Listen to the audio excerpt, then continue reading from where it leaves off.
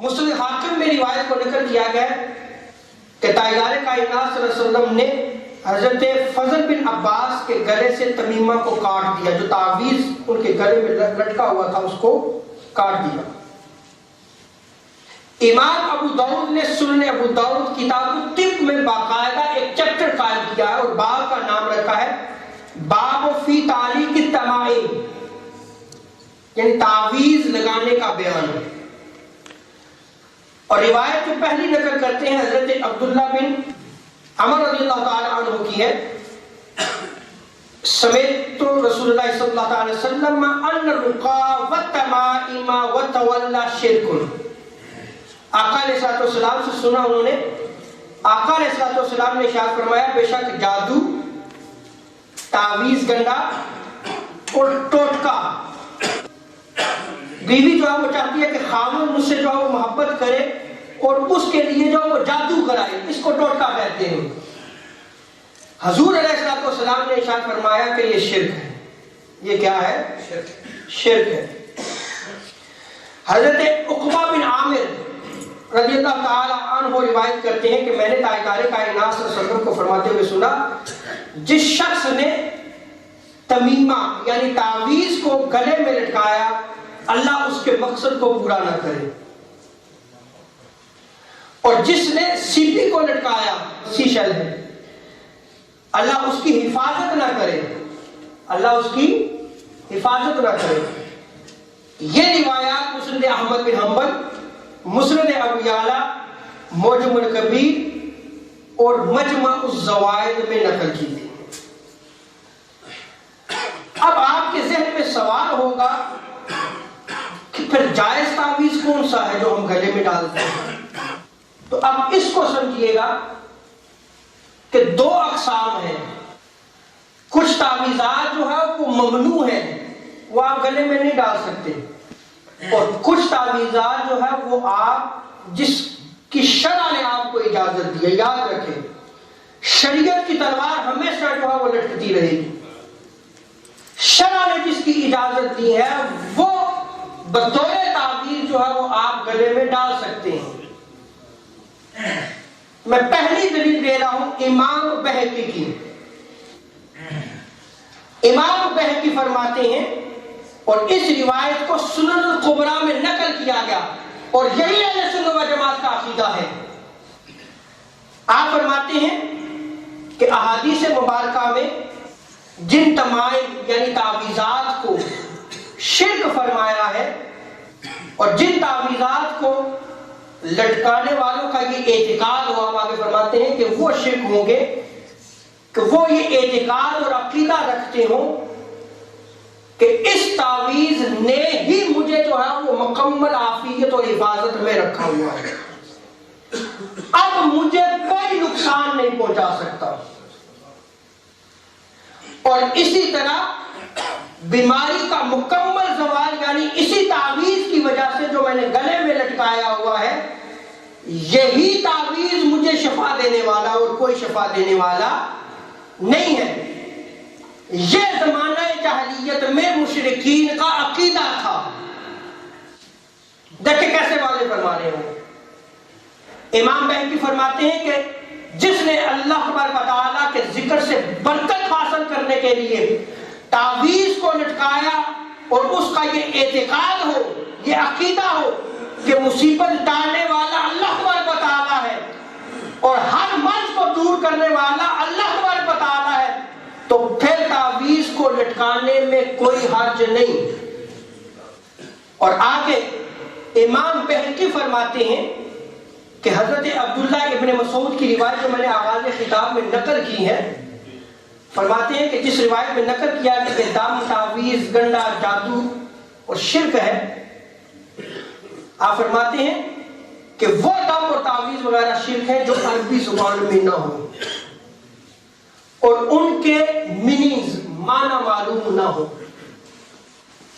سو ایسے تعویذات جن میں شرکیہ کلمات ہوں، یعنی شرکیہ اللہ کو شریک ٹھہرایا گیا ہو، وہ تعویذات ممنوع ہیں، شریعت اس کی اجازت نہیں دیتی۔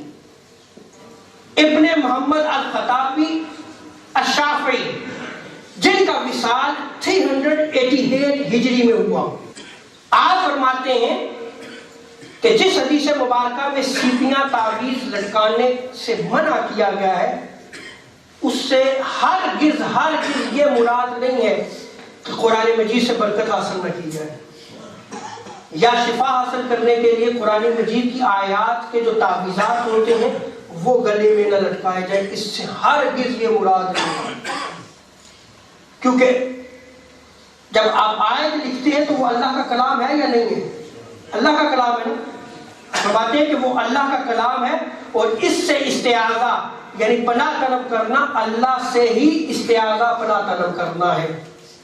ملا علی قاری حنفی مرقات میں اسی ممانعت والی حدیث پر جو ہے وہ آپ بیان کرتے ہیں کہ جن تعویذات سے منع کیا گیا ہے اس سے مراد زمانہ جاہلیت کے تعویذات ہیں، وہ تعویذ جو زمانہ جاہلیت کے ہیں، کیونکہ تعویذ کی جو قسم اللہ کے اسماء یعنی اللہ کے ناموں سے لکھے گئے ہوں یا اس کے کلمات، اب اس کا کلمہ جو ہے وہ قرآن مجید ہے، ان کی آیات سے ہوں، تو وہ جو ممانعت کی گئی ہے اس ممانعت میں یہ تعویذ داخل نہیں ہے۔ یہ ملا علی قاری حنفی لکھتے ہیں، بلکہ ایسے تعویذ مستحب ہے، ایسے تعویذ مستحب ہے، اور اس میں برکت کی امید ہے کہ اللہ تعالیٰ اس برکت سے جو ہے وہ آپ کو خیر و برکات عطا فرمائے، اور اس کی اصل سنت سے معروف ہے، اس کی اصل سنت سے معروف ہے۔ اب وہ جو اصل سنت سے معروف ہے، اب اس روایت کو میں نقل کرنے لگا ہوں، یہ موضوع انشاءاللہ جاری رہے گا، لیکن اس روایت کو سننے سے حضرت عمر بن شعیب، اب میں دلیل پہ آ رہا ہوں، روایت نقل کرتے ہیں۔ امام ترمذی نے اس روایت کو نقل کرنے کے بعد کہا ہے حسن صحیح، کہ یہ حدیث حسن صحیح ہے۔ سنن ابو داؤد میں بھی اس روایت کو نقل کیا گیا، مسند احمد بن حنبل میں جب اس روایت کو نقل کیا گیا تو اس کے حاشیہ میں جو پیج ہوتا ہے اس کی سائڈ پہ جو حاشیہ لکھا ہوتا ہے اس پر امام اور محدث شیخ احمد شاکر نے کہا ہے کہ اس حدیث کی سند صحیح ہے، اس حدیث کی سند صحیح ہے۔ مستدرک حاکم، تیسرے بڑے امام، چوتھے بڑے امام کو بیان کر رہا ہوں، وہ بیان کرتے ہیں اس روایت کو نقل کرنے کے بعد کہ یہ حدیث صحیح الاسناد ہے، صحیح الاسناد ہے۔ امام ذہبی جو جرح و تعدیل کے آپ بھی بہت بڑے امام ہیں، انہوں نے بھی اس حدیث مبارکہ کو نقل کیا اور اس کو ایز اے ایویڈنس جو ہے وہ نقل کیا اپنی کتاب الطب النبوی میں، الطب النبوی میں۔ تو حدیث صحیح ہے، اس میں کوئی شک کی گنجائش نہیں ہے۔ حضرت عمر بن شعیب اپنے دادا سے روایت کرتے ہیں کہ تاجدار کائنات صلی اللہ علیہ وسلم نے فرمایا کہ جب تم میں سے کوئی نیند کی حالت میں سویا ہوا ہو اور ڈر جائے، ڈراؤنا خواب دیکھا، اٹھ کے بیٹھ گیا، تو جب وہ اٹھا ہے، اب دیکھیں حضور ہر معاملے میں رہنمائی موجود ہے، لیکن وہ رہنمائی آج کتابوں میں بند ہے، ہم جہالا بابوں کے پاس دوڑتے ہیں۔ تاجدار کائنات صلی اللہ علیہ وسلم نے شاہ فرمایا کہ اسے چاہیے کہ یہ کلمات کہیں، اعوذ بکلمات اللہ التامۃ من غضبہ وعقابہ ومن شر عبادہ ومن حمزات الشیاطین وان یحضرون، کہ وہ یہ دعا پڑھے۔ تو تاجدار کائنات صلی اللہ علیہ وسلم شاہ فرماتے ہیں کہ جب وہ یہ دعا پڑھ لے گا تو جو اس نے خواب میں دیکھا ہے اس کو کوئی چیز بھی نقصان نہیں پہنچا سکتی، وہ نقصان سے محفوظ رہے گا، صرف یہ دعا پڑھ لے۔